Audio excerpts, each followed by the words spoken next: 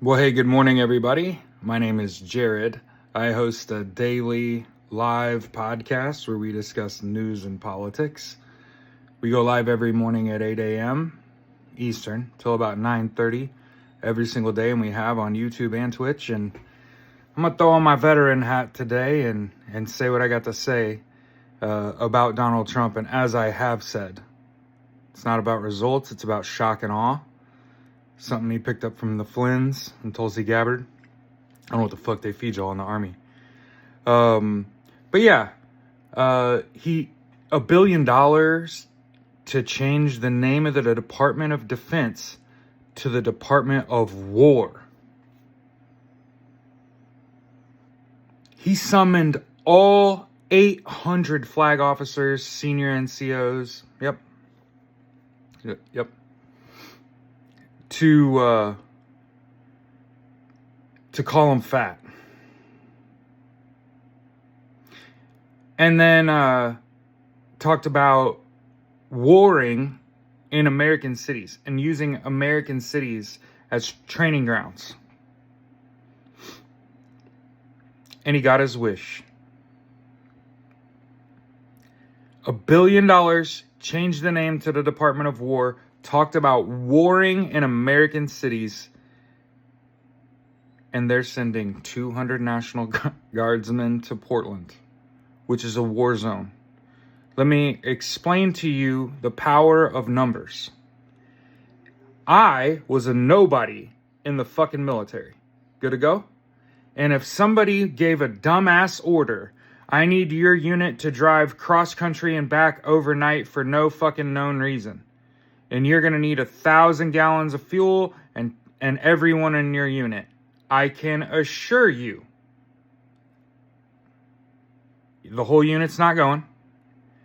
So I can just tell you that's happening first. Like, whole unit can't afford it. Across the country, it's a big country. Think before you speak. And we would have to talk about who we could afford to let go.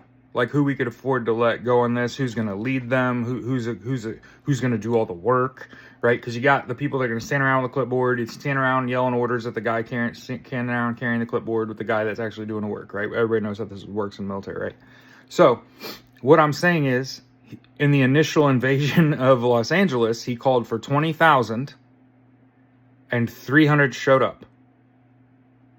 And they didn't have no fucking food to eat and a place to stay, and they didn't have shit to do because the only thing they can do is stand outside of fucking federal government buildings and guard them. I guess now that the government's shut down, it would make sense to have National Guards people standing guard over federal buildings. I'm worried about arson. I'm worried about the regime in power using acts of violence, like setting fires, to start shit. And one of the things I was just talking to my wife about, he called for 20,000 in LA and he got 300. He got 200 National Guards people will be sent to Portland. And how many of them do you think show up? So how serious do you think the U.S. government is taking Donald Trump's claims that he wants to war on American soil? Because I would say, if I told you, hey, we're going to go fight these people, but there's 20 of them.